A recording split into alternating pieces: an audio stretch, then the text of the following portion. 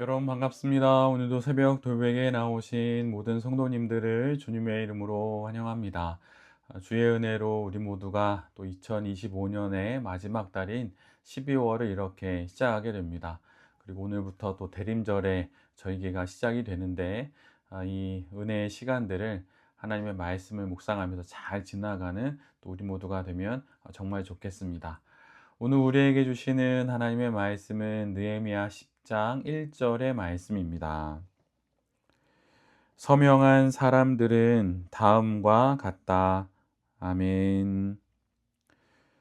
오늘 느헤미야 10장의 말씀을 갖고 성도는 서명한 사람들입니다.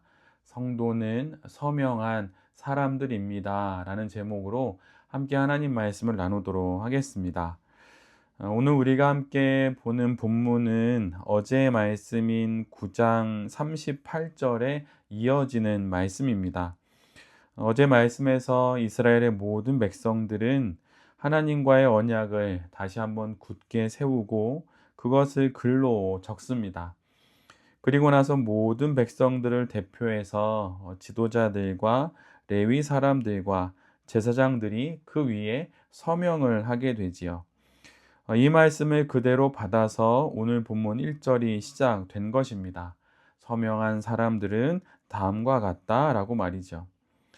이 말처럼 이스라엘의 모든 백성들은 서명한 사람들입니다. 하나님과 새로이 언약을 맺고 그 언약을 지키기로 서명한 사람들이 바로 이스라엘 백성들입니다. 오늘 본문은 아주 길게 그 명단을 자세히 기록하고 있습니다. 가장 먼저 기록되는 서명한 사람들은 지도자들과 제사장들입니다.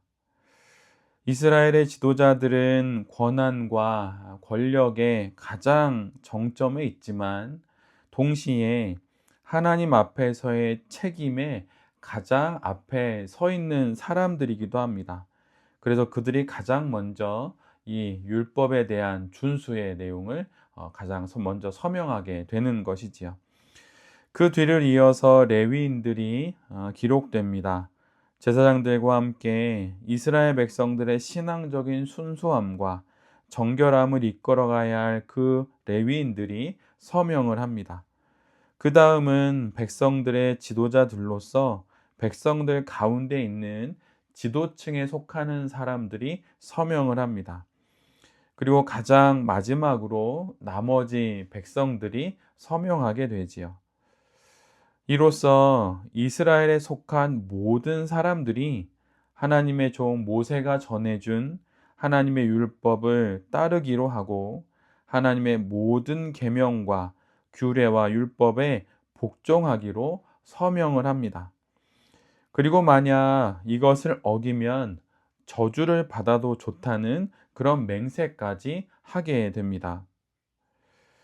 모든 백성들이 이처럼 서명을 하고 맹세를 했다는 것은 이스라엘 공동체 전체가 하나님 앞에서 신앙적인 결단을 했음을 우리 모두에게 보여줍니다.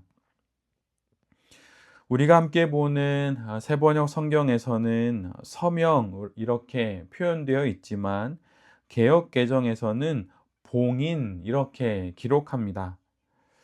고대 사회에서 봉인을 한다는 것은 법적인 효력을 갖게 되었다는 것을 의미합니다. 이스라엘 백성들이 서명을 하고 맹세를 하고 봉인을 했다는 것은 하나님 말씀에 대한 법적인 책임을 지겠다는 의미입니다. 우리의 일상생활에서 계약서에 사인을 하면 그 계약의 내용을 반드시 지켜야 하고 만약 지키지 않으면 이에 따른 책임과 대가를 져야 하지요.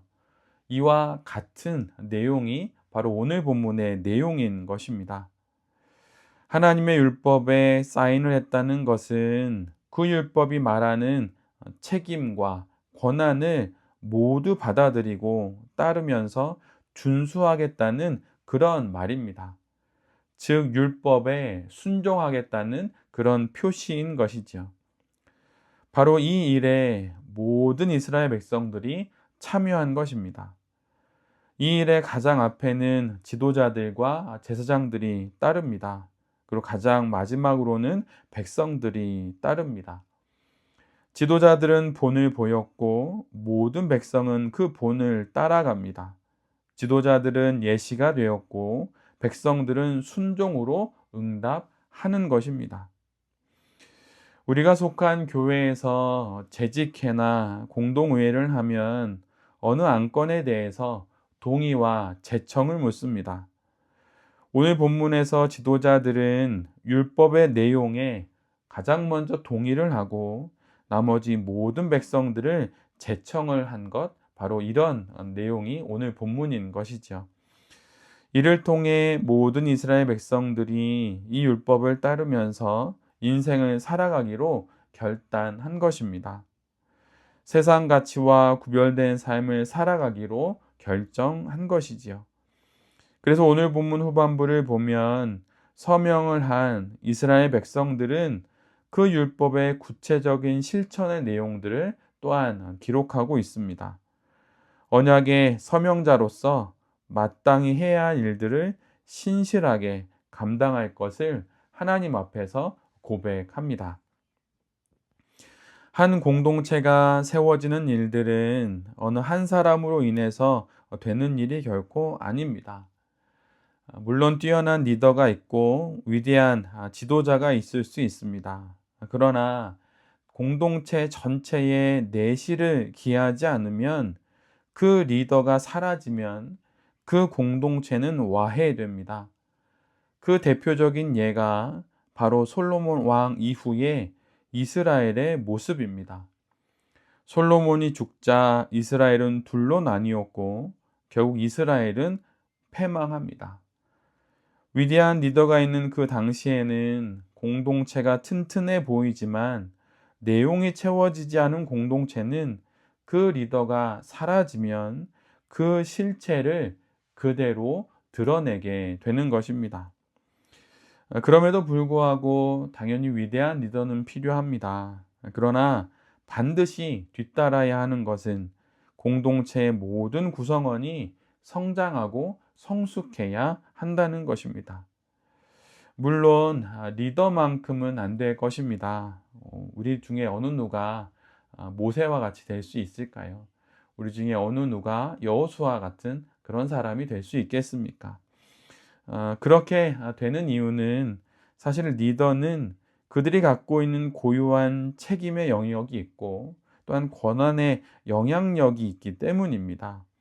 그래서 그 리더가 대단해서가 아니라 리더라는 자리에 부여된 이런 막중한 책임과 또 강력한 권한이 있기 때문에 우리가 아무리 애를 쓴다고 하여서 위대한 리더를 대체할 수 있는 그런 인물은 되지 못합니다. 그러나 이와 별개로 공동체의 구성원들도 자신들의 역할 속에서 책임과 권한을 잘 다루어서 공동체의 내실을 채워가야 하는 것입니다. 뛰어난 리더인 느헤미야를 뒤따라 종교 지도자들, 레위인들, 백성들에 이르기까지 모든 이들이 그렇게 하나님의 말씀인 율법 앞에 섬으로 이스라엘 공동체는 결국은 더욱 온전해지게 됩니다. 우리가 속한 공동체를 우리 모두도 이렇게 세워가야 할 것입니다. 오늘도 우리 모두에게 허락된 삶에서의 여러 역할과 책임 또한 권한이 있습니다. 그 모든 일들을 우리가 수행하면서 가장 먼저 기억해야 하는 것은 우리 모두는 하나님의 율법에 서명한 성도들이라고 하는 사실입니다. 이 사실을 기억하면서 각자에게 부여된 역할들을 책임 있게 또 권한들을 잘 행사하면서 잘 감당할 수 있어야 할 것입니다. 오늘로써 2025년의 마지막 달인 12월이 시작이 됩니다. 대림절기도 함께 시작이 됩니다. 이 은혜의 절기를 하나님 말씀에 서명한 자로 잘 살아가는 우리 모두가 될 수 있기를 간절히 기도드립니다. 아멘. 함께 기도하겠습니다. 주님, 우리 모두는 하나님의 말씀에 서명한 사람들입니다. 이 사실을 기억하며 율법의 준수자로, 율법의 내용에 동의한 자로 살아가겠습니다. 하나님의 은혜 가운데 맡게 된 책임과 역할이 있음을 기억하고 이 모든 일들을 하나님의 율법에 서명한 자로 잘 감당하는 우리 모두가 되게 하여 주시옵소서. 그래서 우리가 속한 모든 공동체를 내실 있게 잘 세워나가는 우리 모두가 되게 하여 주시옵소서. 이 모든 말씀 예수 그리스도의 이름으로 기도드립니다. 아멘.